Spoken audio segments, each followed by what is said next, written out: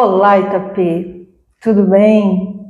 Mais uma vez, o seu ponto de vista itinerante. E desta vez, esta semana, estamos aqui nas dependências do CASE e nós vamos conversar com Carlos Eduardo dos Santos, o fundador do museu, ou um dos fundadores do Museu Ferroviário Itapetininga. Tudo bem, Eduardo? Tudo bem. Como você está? Tudo bem. Demorou, mas a gente está fazendo a entrevista. Demorou. Né? Você sabe que a gente está nessa tentativa de fazer a entrevista, acho que praticamente desde quando você começou a reestruturar e fazer essa nova transformação. Aí, no fim, a gente decidiu, não, quando acabar, aí a gente faz. Vai estar um pouquinho de eco, mas não leve isso em consideração, tá bom? Vamos melhorar um pouquinho. Eu queria saber de você, como é que você está, como é que está agora que terminou essa transformação, essa nova cara do museu. Está um pouco mais tranquilo ou não? Não, na verdade não. Não, porque o museu, na verdade, ele tem uma reserva técnica.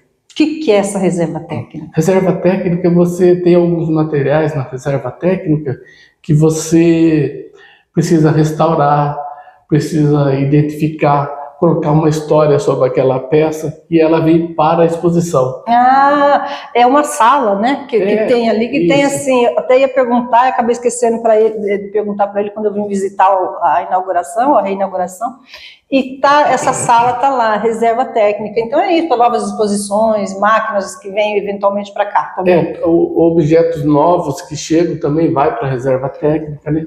Agora, nós hoje, a reserva técnica mais valiosa que nós temos é a própria locomotiva, né? Ela é parte da reserva técnica. E ela está lá, linda, você já veio, né? Se você não veio, venha ver. Linda, né? Ela ainda ela carece de um restauro. Dá licença só um pouquinho, tem um negócio, uma folhinha. Tá.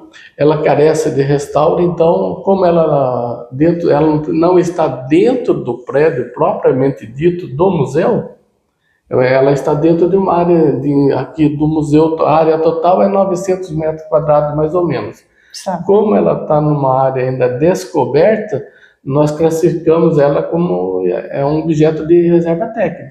Mas o que ela, por exemplo, é que eu tenho olhar de leiga, né? Parece-me que é tão perfeita. O que ela precisa de restauro? Porque parece que está tão... Não, mas todo objeto, né? Todo objeto que está no museu, ele sempre está... Você tem que olhar para ele, se é um documento, se ele não está num local que tem umidade, poeira. Então, qualquer objeto sempre ele carece de um olhar com zelo para você manter ele nas condições. E o fato dessa locomotiva estar fora, estar no ambiente externo, pode também trazer alguma degradação, né? Ou não? É muito pouco por causa mas existe, né? Ela é um material, é uma máquina de 1911, então naquele tempo a qualidade do material era muito superior, né? Sim. Se você observar essa locomotiva que nós temos aqui, ela foi fabricada na Alemanha, e você pode ver que até o sistema de rebites dela é o mesmo que foi usado no navio Titanic. Nossa, mãe. Então você vê que qualidade que é esse material, né? Ela saiu da linha de produção em 1911, como ela foi a máquina número 7 que saiu, então é como o nosso CPF, né? O 7 dela é o CPF dela. Olha, que coisa. Ela saiu em 1911 e em 1912 afundou o Titanic. Gente, curiosamente. Que coisa, né? Quanto tempo ela levou para vir da Alemanha para cá? Olha, as viagens eles passavam pelo Oceano Atlântico, né? Atravessou inteirinho. Então, e como era outra tecnologia, sim, era normal uma viagem dessa durar 6 a 8 meses. Meu Deus, olha que coisa, gente. Também o peso e a embarcação teria que vir, tinha que ser forte também para aguentar as intempéries. E esse peso, né? E também tinha um pouco antes, até nessa época ainda acontecia, né? Os próprios trabalhadores faleciam em alto mar por causa do escorbuto, falta de vitamina C. Então era uma aventura mesmo. Totalmente. Essa aventura vai cada vez mais prolongada, mais atenuante no descobrimento do Brasil, né? Que aqueles que vieram para cá eram selecionados lá em Portugal, mas era um risco também, né? Um risco enorme. Então, enorme. Aqueles que vinham eram pessoas que estavam sem norte lá no país deles. E aqueles que conseguiam chegar tinham uma saúde de ferro, né? São sobreviventes. Sobreviventes, porque... Exatamente. Né? E tirando a liderança das caravelas, o serviço braçal ali era só de pessoas que não tinham norte nenhum no país deles. Era caçados a laços. Porque, além disso, eles tinham aquela ideia de nós vamos lá para aquela terra distante, mas e os bichos, os monstros no mar que vão comer o navio? Exato. Então você imagina que uma pessoa saía de lá e já despedia da família, né? Eu não volto. Mas é isso mesmo, né? E deixa eu comentar uma coisa com você. Dá para perceber, só por esse pouquinho de história que a gente falou, da sua paixão pelo antigo, pela história. Eu queria então que você falasse, que você pudesse falar um pouco. Primeiro, como que surgiu esse amor pela história, pela preservação, você desde menino, e depois como que você agregou e como que surgiu a ideia da fundação ou restauração, eu não sei o termo certo, eu queria que você explicasse aqui pra gente. E eu chamo você de museólogo, mas a rigor você está terminando agora, né? Você fez um curso técnico, agora está fazendo faculdade. Exatamente. Agora. Então, é um museólogo, gente, porque se antes você só está oficializando, né? Dando uma coisa oficial a toda a sabedoria dele, toda a sapiência dele nesse quesito. Então, você pode falar para a gente, primeiro, esse amor que você é desde sempre, você é desde menino, você já se vislumbrou, não, eu gosto da história, eu gosto da ideia de preservar, e depois, agora adulto, coisa de 20 anos, como é que surgiu essa coisa do restauro, de transformar o Museu Ferroviário de Itapetininga? Bom, a primeira resposta sobre esse amor, isso aí, até a própria psicologia explica, né? Porque eu sou, assim... A minha geração de 1960, nós tivemos um privilégio, né? Eu também sou dessa geração. Então, nós tivemos um privilégio, eu nasci lá na Poleng, né? Na estação de trem lá, de Agatuba, só fui registrado aqui porque... Mas agora... entendi agora. É porque agora ele vai contar uma parte da história que eu não entendi direito quando você começou a falar lá na última vez que eu vim aqui, que é a história da Poleng mesmo, né? Tá junto, a sua história tá junto e a da sua família tá junto com a Poleng, né? Desculpe interromper, pode falar. Isso, exatamente. Eu nasci lá em 1960 e vim para cá porque era tempo que era parteira, né? E a Poleng era onde mesmo? Ela pertence a Angatuba. Sempre foi em Angatuba, Poleng? Sempre pertenceu a Angatuba, os impostos, tudo recolhido por lá. Aí, como a parteira esqueceu de amarrar o meu umbigo corretamente, eu perdi muito sangue quando eu estava desfalecendo, daí trouxeram correndo aqui da Itapetininga e eu consegui sobreviver, né? Bom, mas aí, voltando aí à sua pergunta, esse crescimento aí dessa época de 1960, 75, na minha infância toda foi lá. E sua família morava lá? Morava. Seu pai trabalhava na Poleng? Meus avós vieram de Minas Gerais, né? E ali a minha família formou ali, né? Todos meus tios. E aí, como o melhor transporte na época era o trem. Daí, na minha infância, eu andava, como eu andei muito no trem e via todo aquele movimento de trem, então a própria psicologia explica que você gera uma memória. Você andava de Afetiva, trem? né? Sim. Você vinha de trem para Itapê, para outras cidades? Como é que era? Ou ia da Polenga a Tangatuba? Como é que era esse? Ou você viajava com a família mais longe? Esporadicamente a gente ia até mais longe, até Itapeva, Itararé. Mas ó, ali no cotidiano era Itapetininga, até Itapetininga, e depois até Morro do Alto, que meu avô foi morar em Morro do Alto, né? O E aí Teófilo. vocês iam de De trem. trem. Então, esse contato físico é que gera Essa memória a memória, afetiva. que essa geração de hoje não tem. Não tem. Então, você não pode cobrar de uma geração nova que ele goste do trem ou que ele goste do avião, se ele não estava lá, não teve... Porque quando você entra em contato, você participa, você tem um contato, o tato com o objeto, então isso é que gera a memória afetiva que eles não têm e não terão. E não terão. E é muito engraçado, porque eu sou de 61, e minha família, meu pai, minha mãe, a gente morava longe dos avós. Meus avós sempre moravam em Barra Bonita, e a gente morava, às vezes, até fora do estado de São Paulo, porque meu pai era administrador de fazenda. E essa geração, de fato, não sabe o encanto que é. Cada cidadezinha tinha que parar. Né? Então, essas coisas, essa estação de trem que a gente tem aqui em Itapetininga, você imagine isso, né? A beleza que era em todo lugar, né? Praticamente toda a cidade do estado de São Paulo tinha uma estação, por menor que fosse. Era o que ligava todo mundo, né? Ligava. E essa infância que nós tivemos, porque na verdade, essa década de 60, 70, o planeta Terra, o próprio planeta, ele era muito fértil e saudável.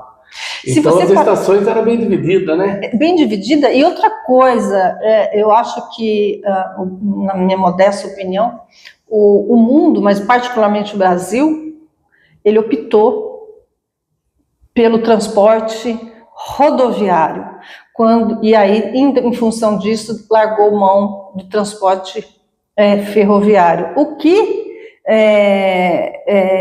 foi um erro, porque o rodoviário não deveria inutilizar toda a história, todo o caminho, milhões de estradas ferroviárias.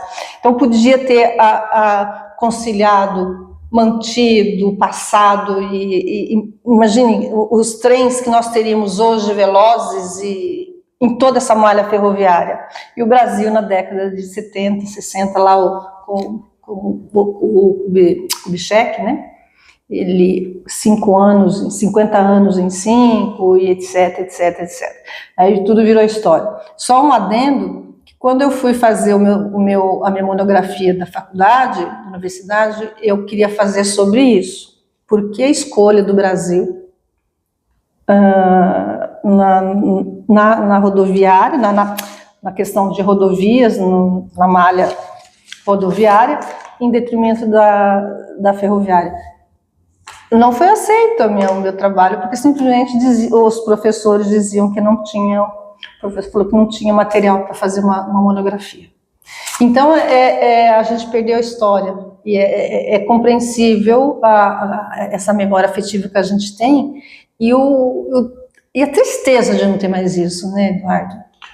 Porque na verdade a gente vai começar a entrar pela área econômica e cultural também. Sim.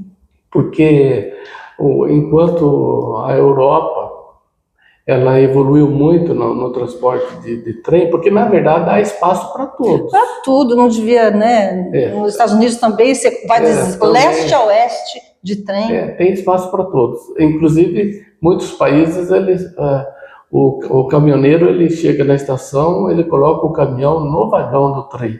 Nossa! Daí ele vai até X lugar, daí ele economiza pedágio, deixa a rodovia mais livre, depois ele desembarca o caminhão e segue a viagem. E a Europa inteira, por exemplo, toda se anda para a Europa inteira de trem.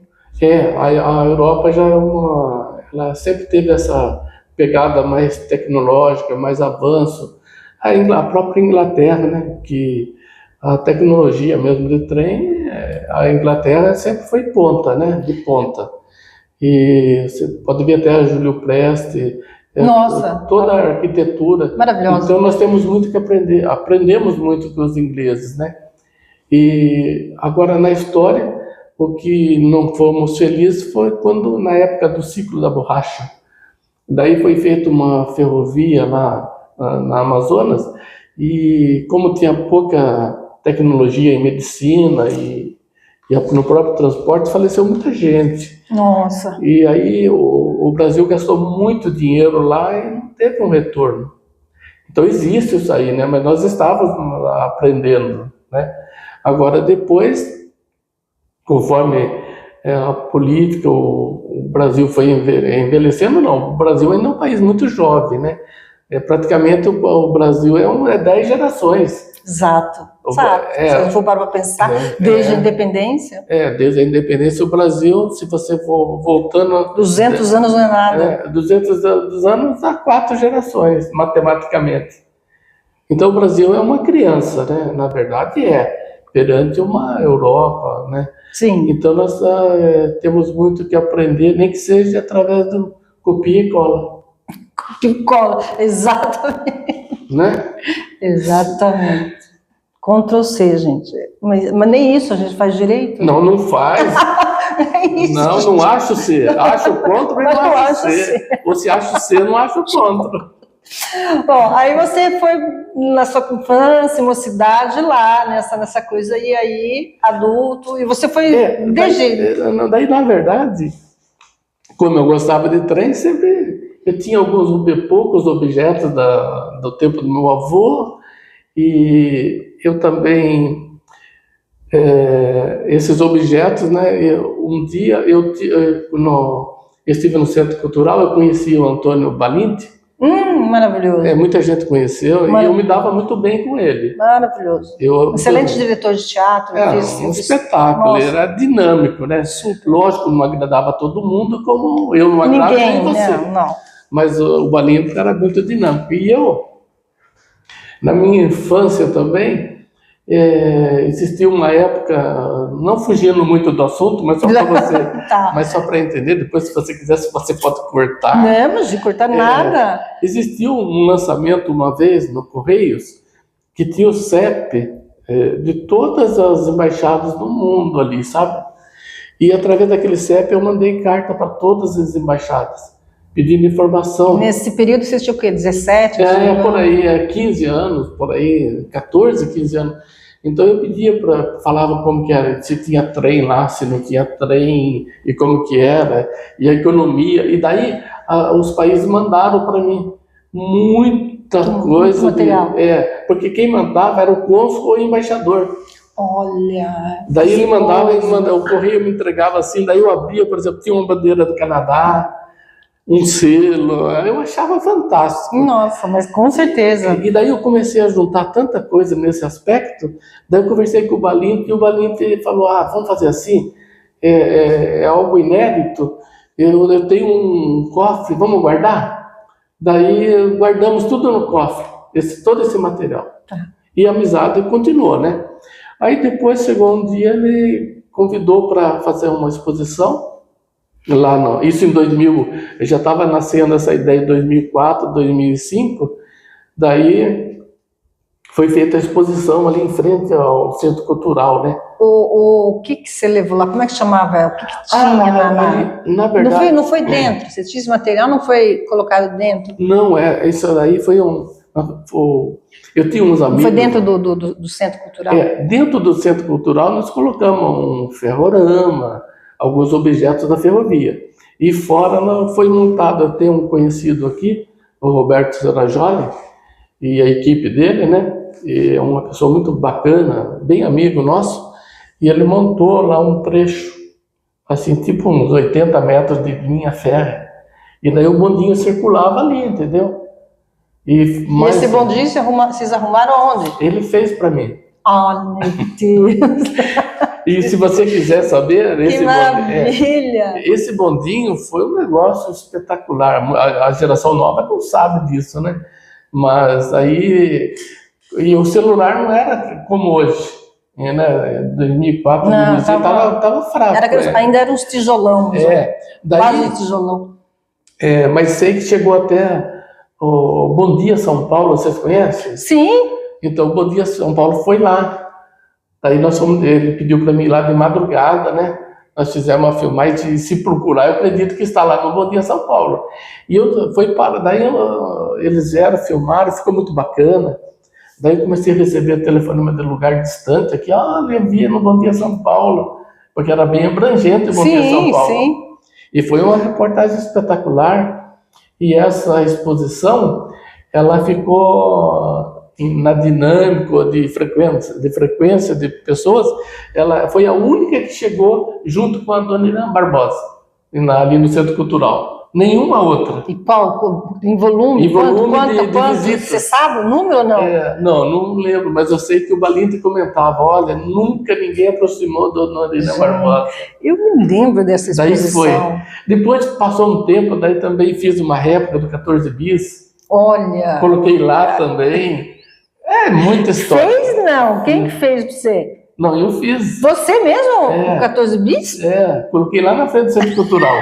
Como não tinha celular, então isso aí, mas aí depois esse... Mas tinha máquina fotográfica. Mas tem. Alguém deve ter filmado. Tem. Se procurar, encontra. Acha. E depois esse 14 bis, como a Nésia também, o prefeito de Angatuba, tinha uma história com a Nésia Pinheiro Machado, a aviadora, daí ele pediu para levar, nós levamos lá na Cachoeira de Angatuba.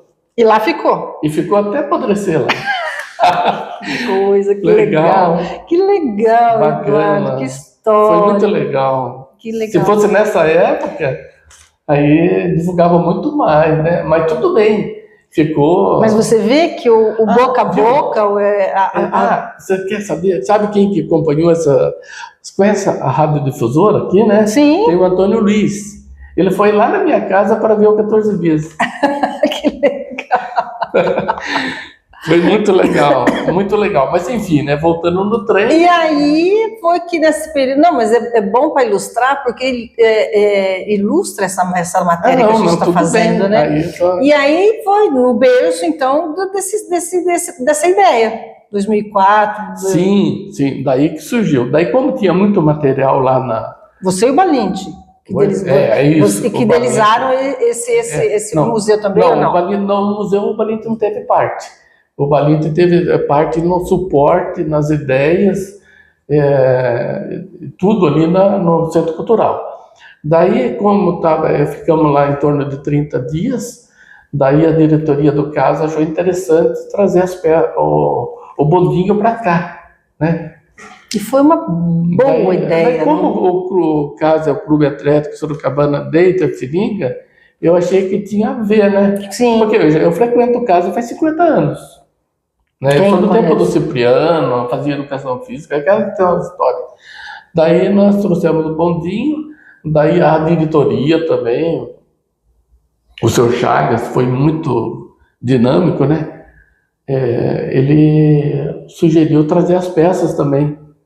Daí nós trouxemos as peças, daí que foi fundado o Museu Ferroviário de Itapetininga. Que é ainda na mesma sala, só que aí... ampliou, teve lugares que estavam ociosos, daí foi colocando as peças ali, né? Aí hoje está assim. Lógico, eu sempre tenho que renovar, igual eu falei para você. A palavra certa é restauração ou reinauguração? Porque você ficou nos últimos 2, 3 anos, né? Na verdade é uma reabertura, né? Uma reabertura. É uma reabertura, porque a gente foi melhorando aqui, arruma ali, né? Sempre assim. Mas é um trabalho constante. É um trabalho constante. A gente... eu me preocupo, assim, eu gostaria de formar outras pessoas, né? Isso que eu ia perguntar para você. Quando você fala gente, na verdade é só você, né? Porque, veja bem, no nosso país, essa cultura de museólogo nós estamos incipiente, não? É muito volátil. Então, para você ter uma ideia, nós temos em torno de 4.000 museus no Brasil, de várias tipologias, né? Tá. Tem museu do índio, museu da ferrovia, museu do transporte, tem vários. E hoje nós não temos 2.000 museólogos formados, né? Porque o campo é muito pequeno e porque também falta amor, falta disposição. Não, o que falta? É o contrário. O campo é grande, o campo é vasto, né? Mas a pessoa desconhece a museologia, né? A pessoa, o Brasil também. Porque isso. O Brasil não incentiva a impressão que dá, a história, a preservação da história e a busca por gente que tem esse apego, esse amor, né? Isso? O Brasil, na verdade, a Secretaria de Cultura e essas nuances aqui do estado de São Paulo, eles fazem um bom trabalho. Tá. Sabe? Eles fazem um bom trabalho. Eu já tive palestras fantásticas. Eu tive palestras em São Paulo que veio o pessoal do exterior para nos ensinar. Então foi um empenho do governo do estado de São Paulo. Quantos museólogos você falou que nós temos, que o Brasil tem? Hoje, ativos não deve chegar a 2.000. É pouco demais, não? E museu nós temos 4.000. Daí o que acontece? Se for a rigor da lei, esses museus que não têm um museólogo formado com Corém, ele não poderia abrir. Sim. A rigor da lei. Mas daí o que acontece? O prejuízo é maior. Se fechar. Então vai se levando, esperando que chegue um momento que forme mais um museólogo. Deixa eu perguntar, é triste isso, né? Porque a tendência é que, se você não conseguir formar sucessores, morre com você, entre aspas. Né? Entre aspas, né, gente? Porque a gente espera que não morra essa ideia, que não morra, que não fique esquecido. A minha questão é com relação especificamente à história da ferrovia no estado de São Paulo, particularmente. Você conhece outras cidades que também têm essa preocupação e têm um acervo parecido, ou que mesmo que não seja tão parecido, tão grande quanto é o nosso aqui da Pitininga, porque Você conhece outras cidades que têm essa preocupação, no estado de São Paulo, pelo menos? Sim, agora aqui em Sorocaba, por exemplo, que tem um DNA fortíssimo ferroviário, tem o Eric que toma conta. Que já tem um museu também. Né? Não, o Eric não é do museu, mas ele... Mas tem um museu em Sorocaba. Tem um museu em Sorocaba, Museu Ferroviário. Tem um museu muito bom em Jundiaí. Tem... Campinas, eu acho que deve ter também. Jaguariúna tem um... Ali tinha muito trem naquela região. Porque ali tem confluência da Estrada Ferromogiana e por aí vai. Mas ali é uma região muito rica, né? Sempre foi, né? E agora Minas tem São João del Rei, que tem um museu muito legal. Então, mas já tem aquela tradição ali do Império, né? Então lá eles têm uma reserva técnica gigantesca. O que faz a gente pensar, vai me corrigindo se eu falar bobagem, é que quando você fala em Minas, quando você fala na região de Campinas e Sorocaba, você percebe a cultura, né? Ou seja, a cultura de manter a história, de cultivar a história, ela é regional e não nacional, né? Não, tem muito. Não, eu digo assim, nacional, quando eu falo, no sentido de preocupação federal, de governamento, de governo federal mesmo, que dê incentivo, dinheiro, que ajude a formar cidadãos que queiram, ou formar profissionais mesmo. É nesse sentido que eu falo que é regional. Sorocaba tem preocupação, porque é lá praticamente que se originou quase tudo, né, nesse sentido. Essa região de Campinas, essa confluência. Não é? Não falta um pouco? Depois que acabaram com a ferrovia, o que fizeram? Não, é verdade. Não é? É verdade. O que você está falando tem muito sentido, mas assim, envolve cada cidade, ela tem o seu próprio DNA mesmo, né? Nós temos o tropeiro na fundação, etc. E por aí vai. E, por exemplo, quando você vai para Campinas, já é um pessoal que ele tem por exemplo, você chega em Campinas, tá no trem turístico, e lá você já tem um aporte, um apoio do Chitãozinho e Chororó. Você está entendendo? Sim, porque é Campinas, então já está assim. Daí você avança, você vai para Minas, tem uma Porte da Vale, que é uma gigante no transporte, lá no turismo. Então é o que você falou, você percebe que a gente vai subindo uma escadinha, né? Sim, porque tem que ter o patrocínio, entre aspas, mas essas empresas, elas também fazem por cultura. Não é só porque o Chitão mora lá daquela região, mas eu acho que há um convencimento de preservar a história, da região preservar a história, do Estado preservar a história, do país preservar a história, e nós não vemos isso. Mas o Chitãozinho Chororó, que eu não conheço pessoalmente, que dispensa comentário, Sim. né? São artistas de expoente muito alto. Para ele tomar essa atitude é porque ele tem um grau de cultura que falta a muitos outros. Exato, falta em muitos outros e falta muito, eu volto a falar, falta nos homens que nos governam, seja em nível estadual, porque, como você falou, nós aqui em Itapetininga, nós temos DNA do tropismo, né, do tropeirismo. Tropeirismo. Se as gestões não se preocuparem em trazer, em resgatar, isso morre. É nesse sentido. Então, as cidades, elas têm que se preocupar com o seu DNA, resgatar e manter o DNA, seja através de incentivo cultural. Não tem Lei Rouanet, não tem um monte de incentivos culturais, e isso tem que trazer também o interesse não só da gestão, das gestões municipais, mas estaduais e federais, porque é dinheiro que vai. Aqui, vou te perguntar, toda essa preocupação, você tem um aporte financeiro, senão haja você gastar todo o seu dinheiro para fazer isso. Teve alguma ajuda, um suporte? Olha, eu tive assim ajuda. Do CASE mesmo, né? Porque o próprio caso aqui, a ferroviária, né, de ceder o espaço, foi fantástico. Aí tudo bem. A equipe que transportou a máquina até aqui, que teve ajuda da prefeitura também, municipal, né? Sim. Então, esses aportes assim, né? Mas financeiro, não. Eu não tive aporte financeiro. Eu levei no braço, assim, eu não sou rico. Sim. Então, durante esse tempo, eu levei dentro das minhas possibilidades, né? Para não fechar o museu. Para não fechar o museu, que gente. foi fechado. Que chegou a ser fechado, que chegou né? a ser fechado, mas graças a Deus, né? Foi feito. Eu tinha que informar o DENIT que tinha sido fechado. Eu não vou nem citar o nome de pessoas, né? E a justiça entendeu que o museu é cultura, é histórico e tem que ser aberto. E voltou a abrir e acabou, né? Então é isso. De forma bem simplificada, o museu continua aberto. Mas para manter ele, né, de todo esse tempo, é aquilo que eu falei para você. Eu tive apoio de muitos e muita gente, né?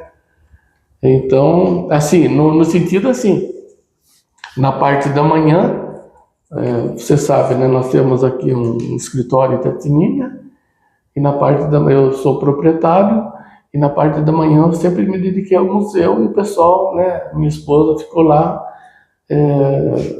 na luta, né? Então, isso me ajudou muito, né? Claro que ajuda. E tem uns bons amigos aí que fizeram muito as coisas aqui no museu e não cobraram a mão de obra, que é o caso do Roberto Serajoli. Que não cobrou a mão de obra, daí, vamos fazer isso aqui, você compra tal ferro, tal coisa. Eu falei, então tá. Mas essa ajuda sempre foi concedida. Isso não tem preço, né? Mas eu fico pensando assim, agora, tá tudo bonitinho, tudo lindo, maravilhoso.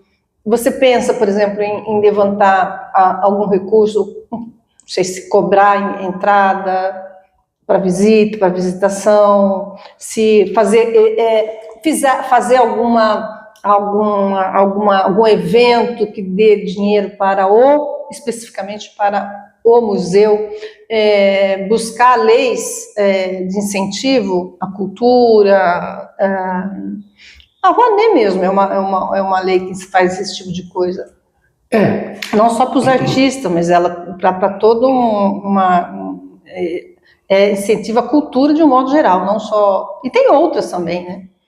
Não sei se eu mandou. Não, eu não tenho esse perfil. sabe? De aquela pessoa que vai, faz esse projeto. Já fui infeliz, não tive apoio de prosseguir, que nós precisávamos de trocar o telhado do museu, né?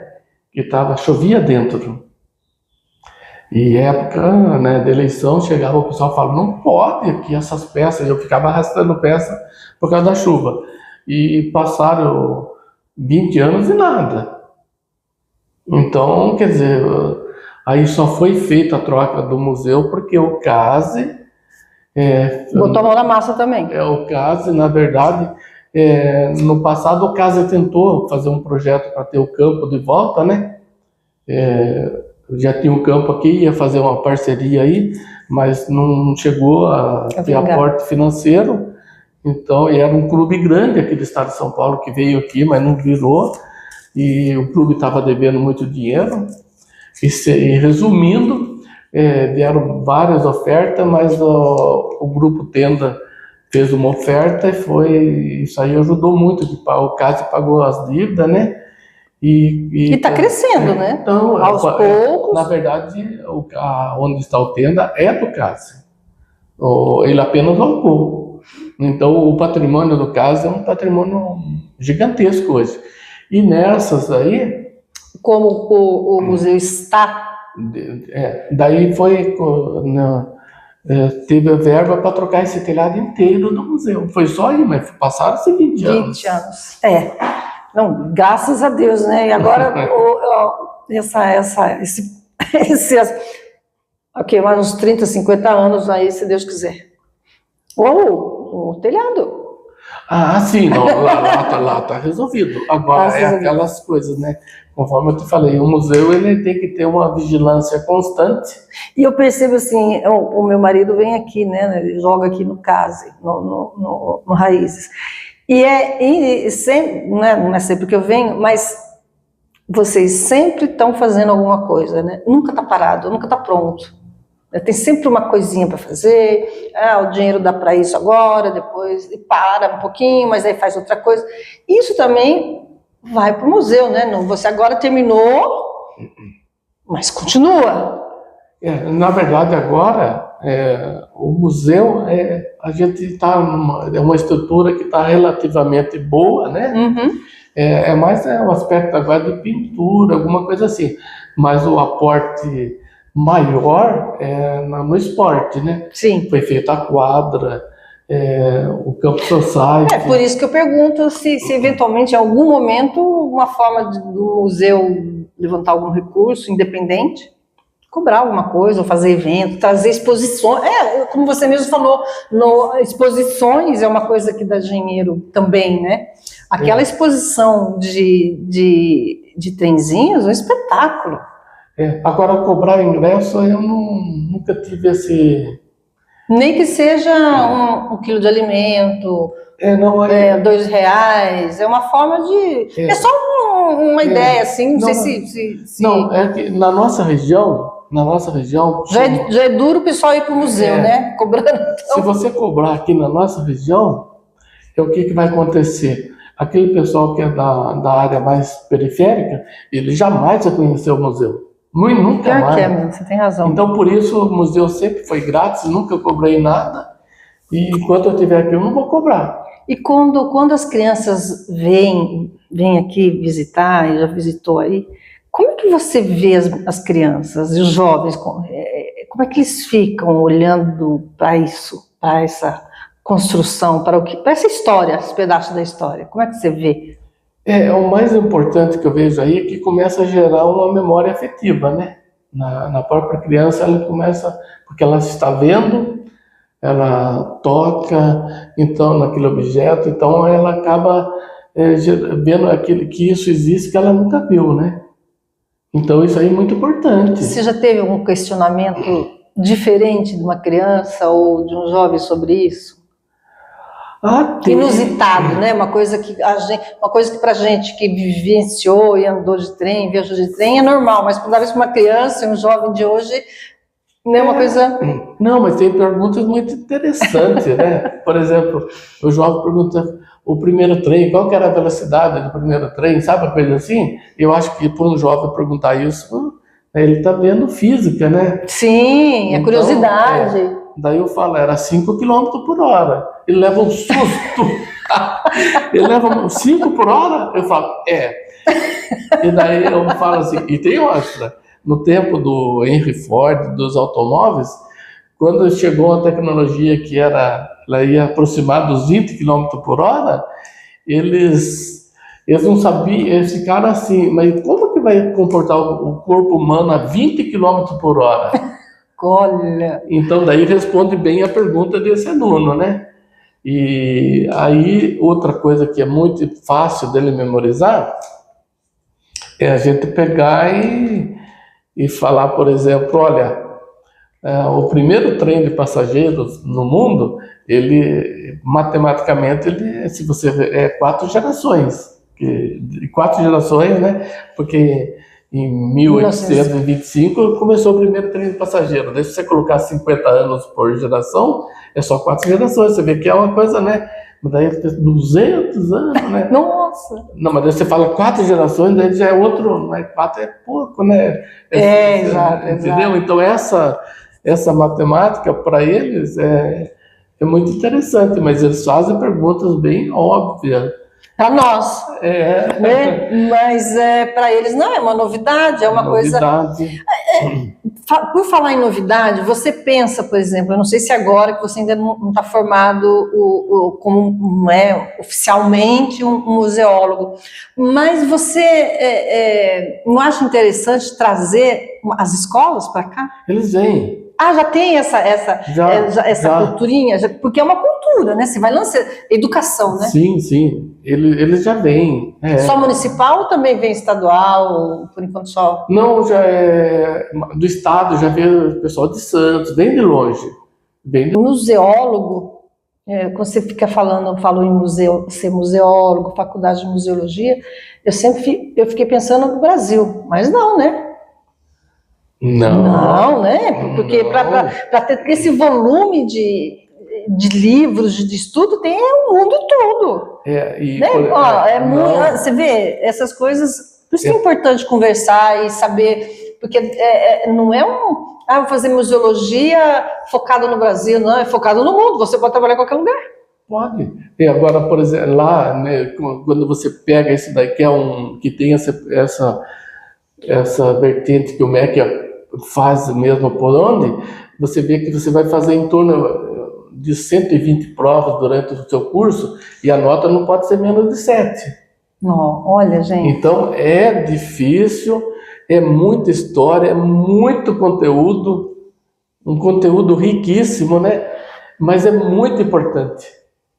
Eu estive numa palestra em São Paulo, em 2012, que reuniu museólogos do mundo todo, sabe? E nós estávamos lá, nos 300 lá dentro.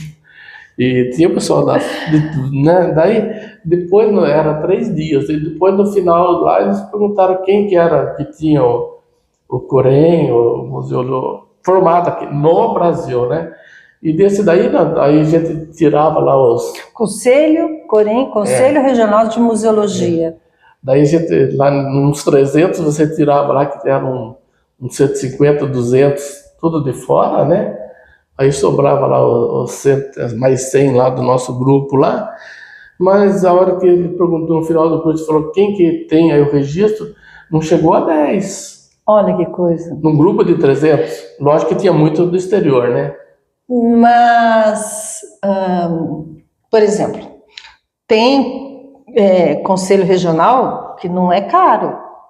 O Conselho Regional de Economia, na época, quando eu pagava, se fosse dinheiro de hoje, talvez fosse R$300 por ano, o que não é caro, eu acho. Sim, não. Não é caro. Não. Eu acho. Conselho não.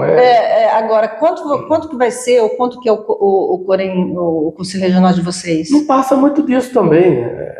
Não é como a OAB, né? A OAB é o store que os advogados têm, é uma fortuna, mas... Não é nada de astronômico, não. Porque precisa, né? Precisa. Isso aí não é atenuante assim de... Eu não vou fazer por isso, não. Isso aí jamais. Até porque se você assina um conselho da sua profissão, você pode assinar. Hoje eu não posso mais assinar como economista porque eu não pago mais o CORECON, Conselho Regional de Economia. Hoje eu posso falar como economista, mas eu não assino mais, porque eu não pago mais o conselho. Então é justamente isso daí. Você tem que estar bem preparado para você ter esse registro e você fazer tudo bem correto, né? Exato. Então é assim que funciona, né? Uhum. Eu acho que a gente, agora a gente está indo já para o final da nossa entrevista, desse bate-papo. Eu fiquei encantada, estou encantada. E acho que o museu tem o Instagram, você tem o Instagram ativo para as pessoas procurarem por você. O museu já está no Instagram? O museu ele já é vinculado ao próprio CASE, né? Então a pessoa entra em contato no CASE. Entendi. Mas não tem, tá certo. Já entra no CASE lá, já tem lá, a pessoa já direciona lá. Você quer dar o telefone? Como é que as pessoas entram em contato? Também está tudo lá, o e-mail está lá, está tudo bem certinho, porque foi atualizado também, né? Está lá no Instagram, telefone, o endereço. É aqui na Padre Albuquerque, mas vamos falar, Padre Albuquerque... 1150. 1150. Venha conhecer o CASE, venha usufruir do CASE e venha conhecer o Museu Ferroviário de Itapetininga, que tem até uma exposição, que acho que é permanente, de navios, né?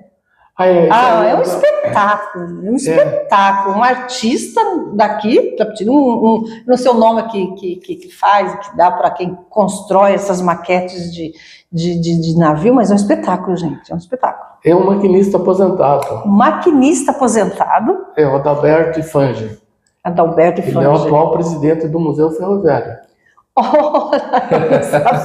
Ele é o presidente. Então, mas é um espetáculo Só que daí, quando é para fazer a exposição dele, tem que arrumar um espaço para ele colocar todos os navios, né?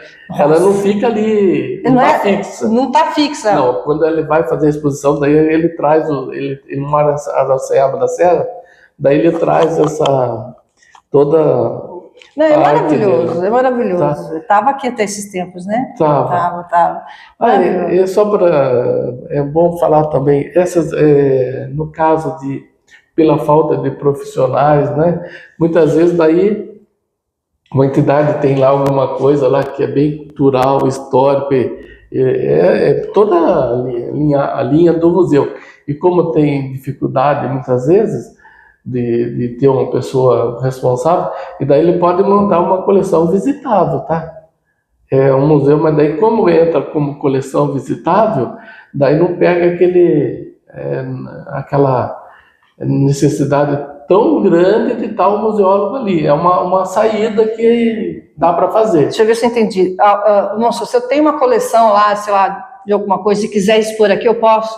Não, eu digo assim, você, como pessoa física ou jurídica, você tem lá vários objetos que na sua indústria, né, você formou aquilo lá. Então tem lá um museu que você tem, né, e você quer abrir um museu. Mas aí, como você tem dificuldade de ter um museólogo, você pode abrir de forma que seja só uma coleção visitável, sabe? Mas é bom consultar um museólogo também. Não, com certeza, porque daí você vai saber realmente se encaixa nesse perfil. Ótimo. Mas, essa pergunta que eu fiz, se eu tenho uma coleção, eu posso trazer aqui para expor aqui? Não, vamos supor, alguém tem uma... qual é o nome do maquinista e presidente, qual é o nome dele mesmo? Adalberto Ifange. Adalberto, ele tem uma coleção de maquete de navio espetacular. Então ele expôs aqui.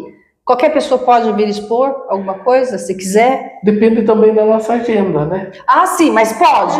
Não é nada proibitivo. O ideal seria mais a pegada ferroviária, né? Tá. Mas o navio é transporte. Sim. Então tem tudo isso aí, né?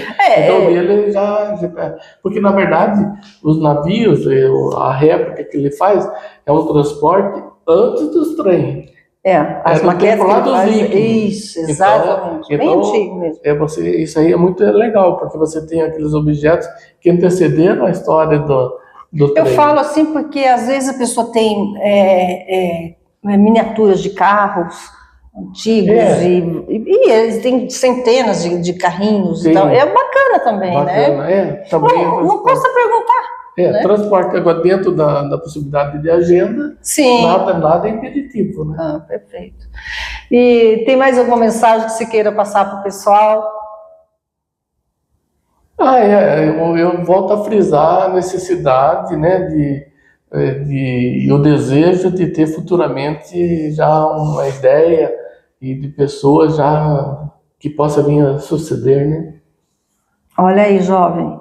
Jovem é um caminho, né? E muito obrigada. Obrigado, Muito eu obrigada agradeço. mesmo. Foi muito bom. Gostou? Legal. Falamos um pouco, tem muita aí. Muita coisa. E é isso. E até breve. Até a próxima. Tchau.